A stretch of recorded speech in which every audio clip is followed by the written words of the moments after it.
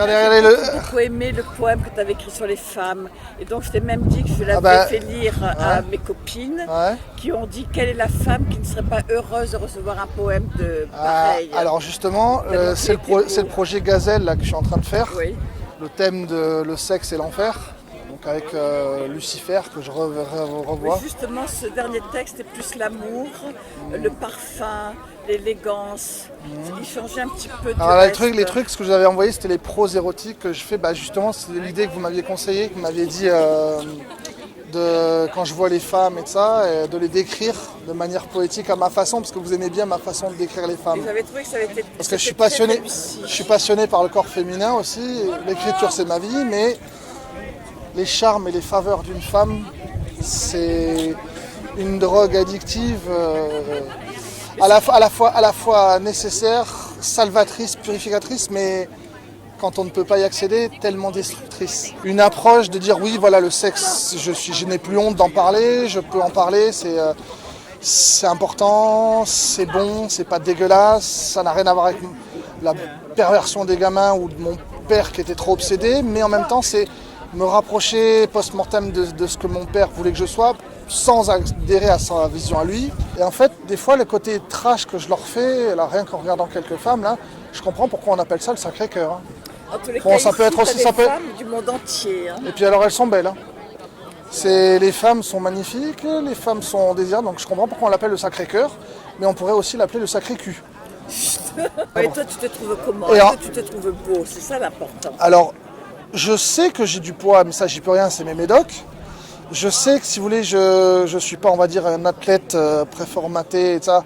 Mais moi, je veux dire, je me préfère comme je suis, dans le sens pour mon écriture, pour mon style de culture, de gothisme, tout le reste. Je reconnais que j'ai pas un visage dégueulasse. Je sais que maintenant, j'accepte de dire que j'ai quand même des beaux yeux.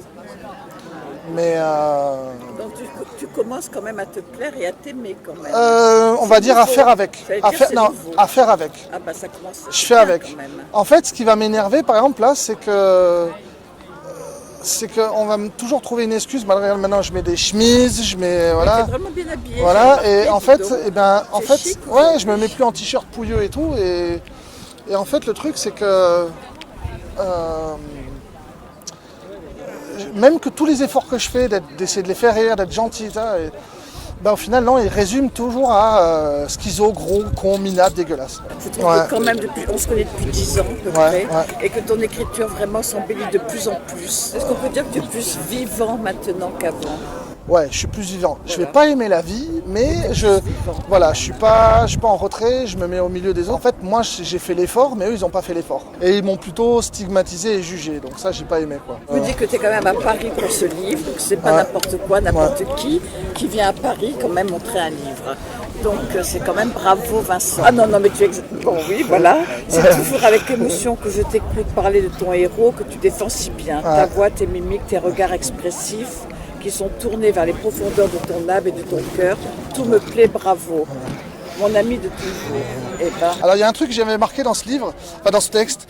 À un moment donné, donc ils sont le livreur de Chronopost. En fait, ma maison d'édition avait des problèmes avec Chronopost, dans le sens, c'est-à-dire les auteurs, et moi et d'autres auteurs, chaque fois qu'on devait recevoir les trucs de Chronopost, non seulement ils livraient pas au bon endroit, à temps, à l'heure, et donc on était emmerdés. Et elle avait des soucis aussi, donc j'ai fait un petit clin d'œil pour dire Chronopost, vous êtes cher, vous coûtez une blinde, mais vous êtes des connos.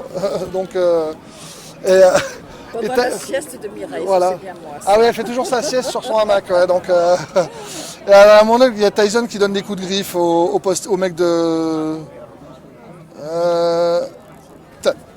Tyson qui essaie de boxer avec ses pattes le pied du livreur.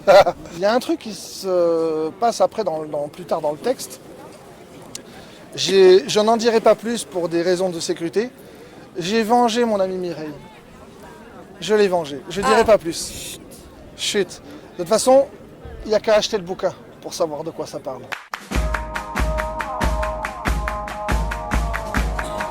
Si vous êtes curieux, si vous avez la curiosité vous démange la bite, ou autre chose, la curiosité brûle aussi vos lèvres et vos sens. Hashtag achetez mon bouquin. toute façon, gazelle, hein, c'est aussi le symbole des femmes et du ressenti que je présente. Elles sont belles, elles sont magnifiques, elles sont pures, elles sont douces. Gazelle de l'infidèle.